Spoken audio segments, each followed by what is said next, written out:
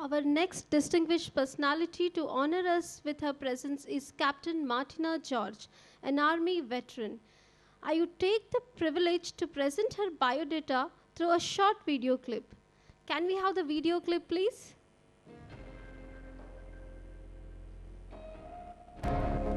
Captain Martina George, an ex-army officer, passionate entrepreneur, and a homemaker at heart, is presently the managing partner of Security India Consulting Services, a premium risk management consulting organization where she has led successful assignments on supply chain and loss prevention, fire safety consulting and audit and women safety training for clients such as Gati KWE, DB Shankar Escorts Limited, and Wipro.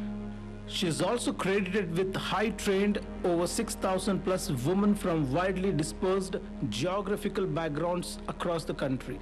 She served in the Indian Army as an officer in the Army Service Corps before launching her career in the civil streets with Goldman Sachs, where she formed and headed the document management group for India. She is also a BSI certified lead auditor for OH and S management systems. Captain Martina is also credited as being one of the few certified microlight flying women instructors of Indian Army. Her passion includes marathon running, adventure, cooking, and poetry writing. She won a national award at a poetry competition in her 10th standard. Captain Martina George will speak on Indian Armed Forces and Oasis of Opportunity. Ladies and gentlemen, please welcome Captain Martina George, ma'am, with a big round of applause.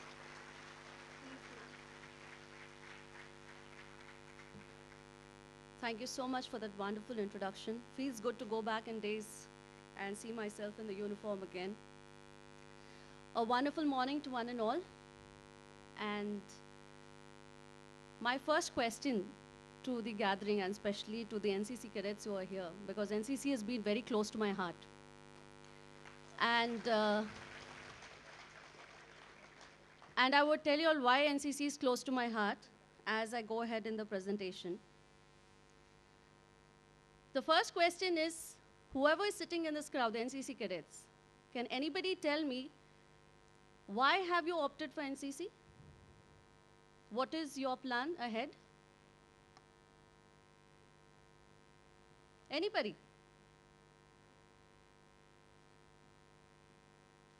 Let me be very frank, I would enjoy the snacks in NCC. But I did enjoy, but I did have a vision too, which later became my mission in life.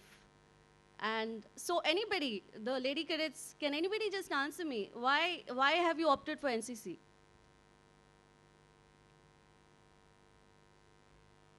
Ma'am, the one with the sash? Yeah. Please tell me, why did you join NCC?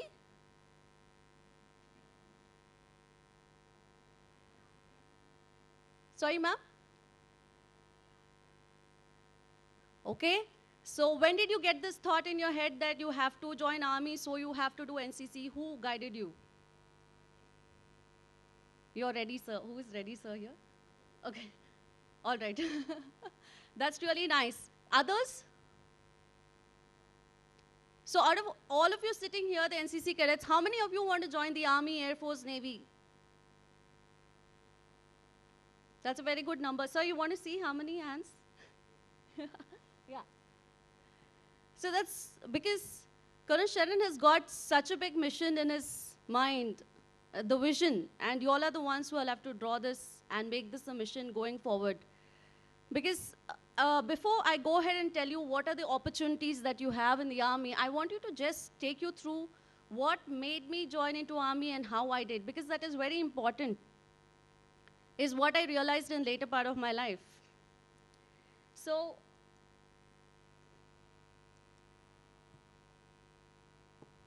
I joined the Army to through NCCC certificate. That was my first achievement. So, I studied in a convent called St. Anne's High School. Anybody who knows Bolaram, I don't know. Quite a few must be knowing because I'm from Hyderabad. Didn't have scouts and guides. But what happened is, every year, the chief guest for our school was the GOC of that area. So the kind of pomp and glory and his uniform shining, you know, the metal shining on his uniform was really so, it was so beautiful to watch him, and the kind of respect he would get, and he would sit on the, you know, on the dais. It was so beautiful. That really caught my heart. I just asked my sports teacher, how do I get there? She might have thought she's too young. I must have been in some second standard that time. So I said, how do I get there? How do I get that uniform? She must have just casually told me, she said, you should be very good in sports. And believe me, from that day on, I didn't stop running. I still do my marathons. So for me, sports was anything and everything after that. Name it, and I was in all the sports. I have so many cups and medals, and my parents were really annoyed that I spend more time, you know, into my sports than into academics. But that also went fair, wasn't too bad, I would say. But my focus was, I have to get that uniform. And trust me, that was just a short goal. I didn't know after that, how do you get that uniform? One thing hit my head, that you have to be good at sports, and that'll take me there. So I just kept going. Passed my 10th standard. My plus 2 didn't have NCC in the college. So I was not guided as to how do we go about. Then I went to my degree, and that is where the NCC started. So I opted for NCC B certificate. I started my NCC, passed my B certificate. I just went with the flow. And then later, passed my C certificate. Then I started gaining knowledge about, you know, how do you go about, when do the notifications come, how do we start it. Then I went to a few offices whom I knew were in and around my area, asked them, how do you go about, what is the kind of exams. Didn't go to any training, but with whatever information that I got from them, first basic thing was your physical fitness. Second thing was being very disciplined about whatever you do. I just kept going. My first notification that was out in December, I filled it, and in the first attempt, I made it. So, and behind all this, my parents didn't know that I had even filled a notification form. When the call letter came to me from SSB 24, that is in Bangalore, I told my dad that maybe you have to accompany me, otherwise you can stay, I'll go. He said, where are you going? I said, I'm going for my selection board. He said, are you serious? Because nobody, I'm the first generation officer. So he said, okay, why to kind of demoralize her? He was okay with it, and he said, go. He came along, stayed with me for 5 days, because every day you have, you know, clearance and all. So I kept passing everything, didn't know what is next, nobody to guide me. But then with whatever little information I had, I knew I have to pass the medical. Then, after reaching the medicals, then my father thought I'm selected. He told everyone that you are selected, that she's into the army. And after that, I was so scared, because I don't know if I'll get through the merit list. But by God's grace, I did. So then I was inducted into Army Service Corps in 2007. So why I just took through these few minutes to talk to you all about it is, to all the young aspirants here, especially who are into NCC, and all the youngsters who are yet to pass out of college, you need to, like the Deputy Commissioner said, rightly said, you need to first ask yourself what you want in life, what you want to do. And then slowly start making small goals and move towards that. That is the key to success. It's not like one fine day you just wake up and say, okay, maybe I'll try and become this, and then everything should be a vision and then followed by a mission. Okay? So all the things, and army is like, you don't know, you don't think that you just go into one corps and, you know, you're just sitting there doing nothing. It's, you name it and you have an opportunity there. I wanted to fly, and I didn't know if I would ever get an opportunity to fly. But Army gave me that opportunity. I joined the Army Aeronautical Center through the Adventure Wing, and I was the second lady officer who passed the solos, made it to the solos at the first go again at a very less time. In 19 hours, I cracked the solos. And then I was posted to ASC Center North Gaya as an instructor. So there was nothing that could stop me. So army is a place, or for that matter, any armed forces is a place where you can find many other things that you want to do in life. It's like you're not put in there saying you would only be doing this job. You just need to have an aspiration for it and you can earn it. So I was into shooting, then I enjoyed cleaning my own aircraft, then making lovely friends, the training that you go through in OTA, the endurance that you build in the academy will make you a hero for life. After that, it's no looking back. There is nothing in this world that can tell you that you can't do it. Your quality of life and the quantity of your work it just takes you to a different level. The respect that you earn is totally different. So now I would also take you all through how do you get into what are the different opportunities into the armed forces. So first thing is, how do you, Army men's entry. There's a lot into it because I'm sure most of you sitting here, even I was not aware of a few things which I could do over the period because I was given this topic to talk. So there are many, many options. Don't think like, oh, I've just passed 12th, so I've missed the opportunity. No. Even after that, you have many other opportunities to get into the army. First thing is NDA. I'm sure many would be aware. +2, that is what you need. And the notifications usually are in the month of December and May. For that matter, you should thank the technology nowadays because you have all this information available on the internet. You just have to be looking into it. You have to keep following up the news. You have to keep following up the notification, and you yourself will be aware. And like you also have your instructors in the college who will keep you aware of these things. So you get these. Then again, you have something called the technical entry scheme for which you need to have physics, chemistry, and mathematics. So you enter in with a technical entry that is called 10+2. And those notifications come in the month of May and September. Where is NDA? Okay, great.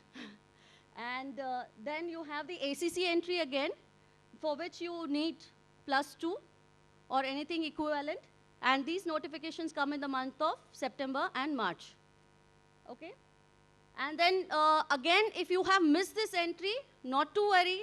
People who are graduating here or yet to graduate, you also have these schemes. Okay? This is again IMA, 19 to 24 years. I'm not going into details because it's a lot of information, and this information will be there with Colonel Sharan. He will be helping you with the information. I have even more detailed information as a presentation given to him. So if you have any questions, you can also reach out to me after this. So an NCC special entry, like I said, you have minimum B grade certificate, and the best is if you have the C grade certificate. Okay? And those advertisements come in the month of June and December. And then you have the UEC, final and pre-final year students, engineering degree course. You have to finish your engineering for that. And then TGC, you have to be an engineer for that. It is a technical entry completely. And those notifications come in the month of December and Jan. And so on and so forth. And then you also have the territorial army. And I wouldn't have mentioned here, but nowadays territorial army is open even for women. Any aspirants who are here who couldn't make it, ma'am, anybody who wanted to be in the army, TA is open for women now. So if you want to, you should please try and get the details and attempt. And Army Women's Entry, I'm sure right now everybody is aware that we have got the permanent commission for all the entries. Like you have, initially it was only for the education and the law branch, which they had granted the permanent commission, but now it is granted to all the corps. So technical graduate course again you have to be an engineer for that, and the advertisements come in December, Jan. And again, the second notification comes in June and July. This is exclusively for women, the SEC, short commission course. This is after graduation or PG. Usually PG is for women who are into the education, who have done their MA, MS. So after you finish that, you can enter the academy. You can write your exams, and it is a direct entry. Then you also have the engineering entry for women also. This is also direct. And NCC special entry, like I have mentioned, it is also applicable for women. So when you enter through these schemes like NCC and technical and all, and over there your educational qualification, the percentage of that sort of is compromised. In the sense you don't have to be highly, you don't have to be 80% or 90% for that, because you have devoted your time into this NCC and all that. A marginal of 50 to 53% is, 50+% is what they look for in your academics. So it's not that you totally neglect your academics and do only in NCC. There is a threshold for that also. And then in the same way, we have Navy men's entry. Sir, please do correct me if there's anything wrong, but okay. So cadet entry NDA again, 10+2, but one basic thing to remember is for Navy and Air Force, all the entries, you need to have minimum mathematics and physics in your +2. That is one of the basic thing.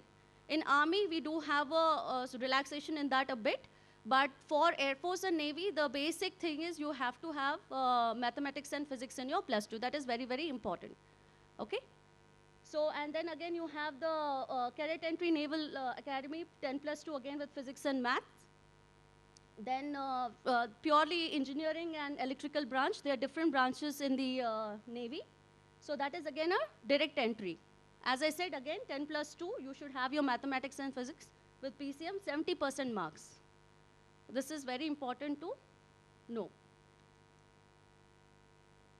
The same way you have BS graduation special entry, NCC special entry again applies here, and direct entry naval, armament, law cadre. So all what is applicable for Army, it is again applicable for Air Force and Navy, but different eligibility criteria. So all this information is available on the internet with a lot of updated information. It's not like age-old information. There are people who are updating information. There are few organizations which are running who keep talking to you only about these, and they'll keep telling you about when the notifications are coming. Okay?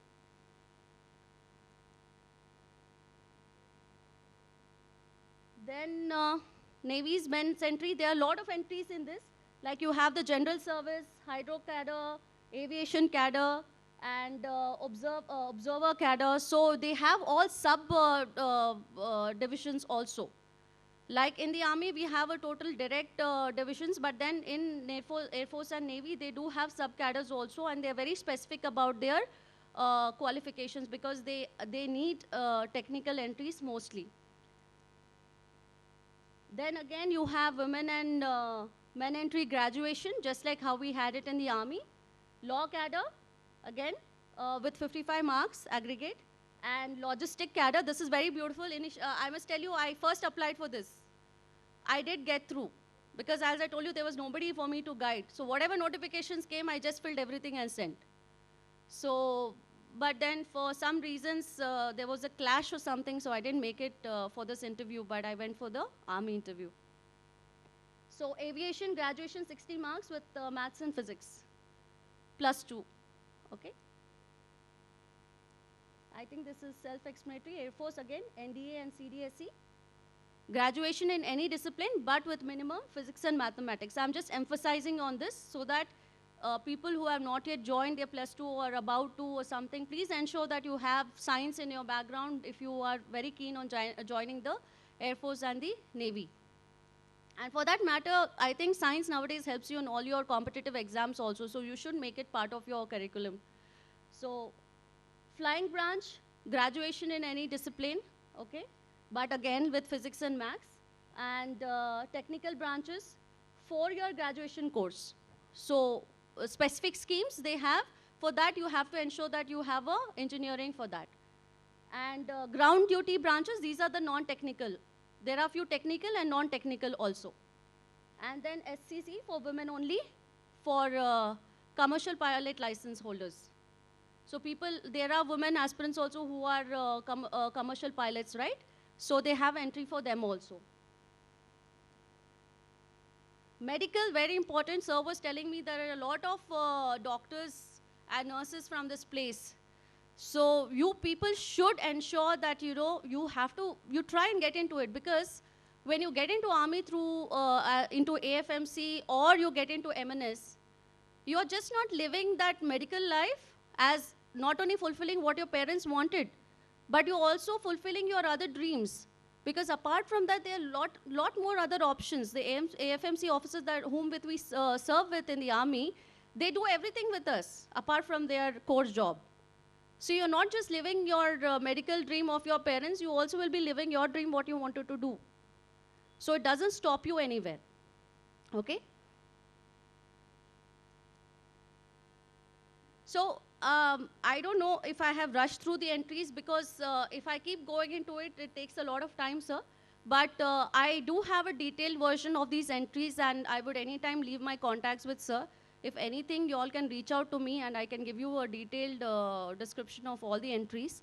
And but what I would like to tell you is, do not stop yourself from being part of this esteemed organization, which makes you a disciplined person. Not only disciplined person, it makes you a person with a sort of accomplishment in your life, after which you only earn respect everywhere that you go. It's a respectful life. And once you do that, believe me, now I'm outside the army. For some reasons, I had to get myself released, but due to some personal reasons. But once you're out of the army, the kind of respect that you still continue to get from the population outside, and the respect that your family sees you with, and the kind of satisfaction that you get is incomparable. You cannot compare that to anything else. The moment you wear that uniform, you see your chest goes broader, and you just don't want to look back.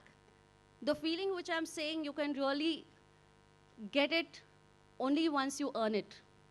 And believe me, once you get into this organization, there's nothing that can stop you from achieving anything in life.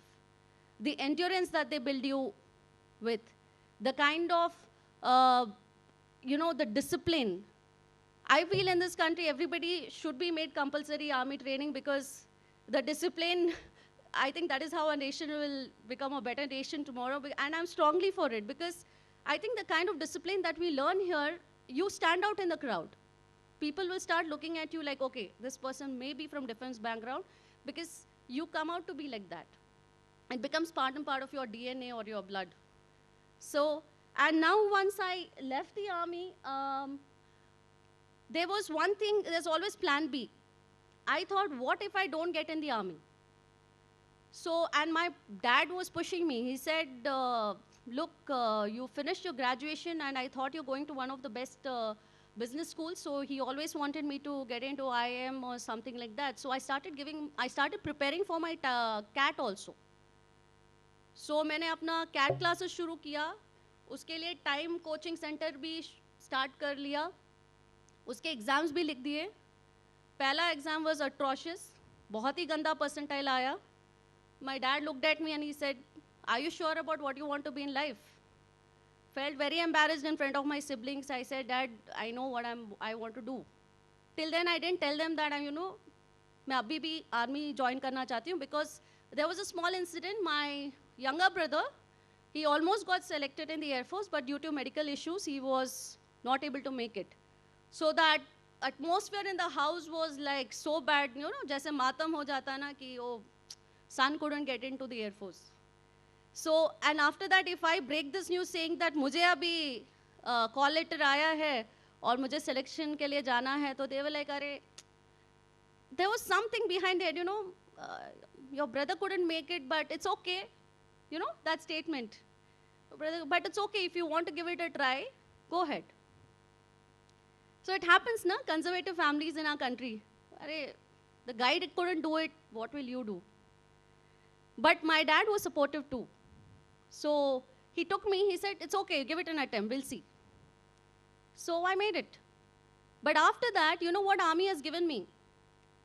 My brother couldn't fly, and my parents were really feeling bad. जब भी movie में कोई helicopter जा रहा है, कुछ जा रहा है, is like, अरे हमारा बच्चा अगर Air Force में जाता तो, अब तक he would have been flying a chopper or maybe a fighter.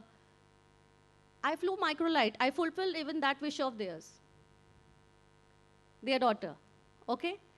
And after that, when I got released from the army still took care of me. They have something called release programs, you know. This is called a resettlement programs. And can you believe it? I could make it into IIM Ahmedabad for a course of 6 months. It was a residential course. So I sort of accomplished everything in my life. And too early to say that, but I say this to everyone. At this young age, because I joined army, I feel so accomplished in the sense I have fulfilled everything that I wanted to. So I got released, I joined IIM Ahmedabad, did my resettlement course, did very well there. It was a 6 months residential course. So through the placements, they took me directly into Goldman Sachs, one of the best organizations, financial organizations in Bangalore. I worked there for 2.5 years, and everybody trusts me, enjoy working with army officers. They feel, oh, there's nothing that these people can't do. So uske baad then वो एक होता है कि army होने के बाद, army join करने के बाद कोई भी चीज़ में दिल नहीं लगता उसके बाद कि यार what am I doing here? You know, you start missing your uniform, you're not getting that satisfaction in anything else. So corporate world was something which didn't make me happy anymore. It was good, it was paying me heavy.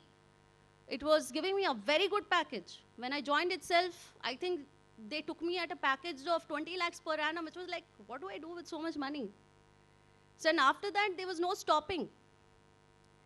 Even today, if I just put up my resume, it will be like, you know, they can pay me any amount. But because of the, again, that is the platform that army gave me. But then I said no. My husband and me, Major Saurabh, he's also an ex-army officer. He's from the EME. We both started our own venture. We started a consulting firm. It is called Covert Security India Consulting Services. We do not provide the security guards because everybody has this kind of a thing in mind that, you know, you provide security guards. We don't provide the equipment, we don't provide the guards, but apart from that, all the security related audits is what we do. When we started, we had no idea how we would go about and what we would do. But then still we had the motivation and the same thing what we learned in the army, work hard, have a mission, vision, there's nothing impossible that you can do.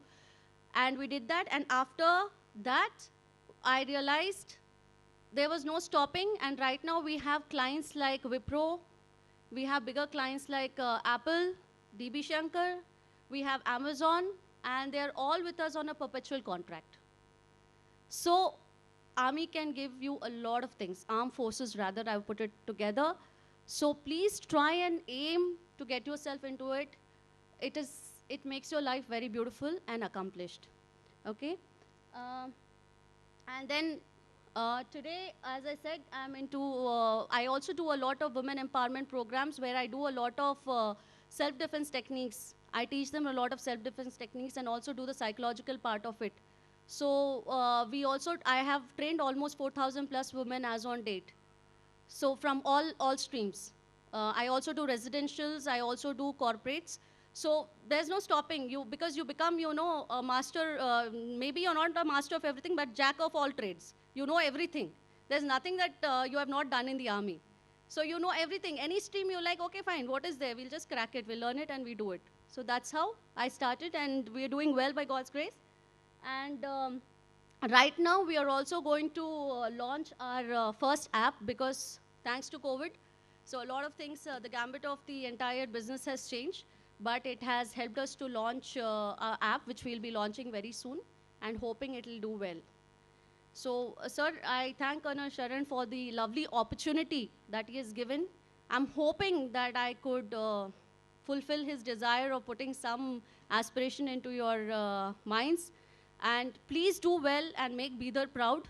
Make Sir's vision a beautiful mission for all of us. And I'm hoping in a couple of years, you all will certainly make a lot of officers from here.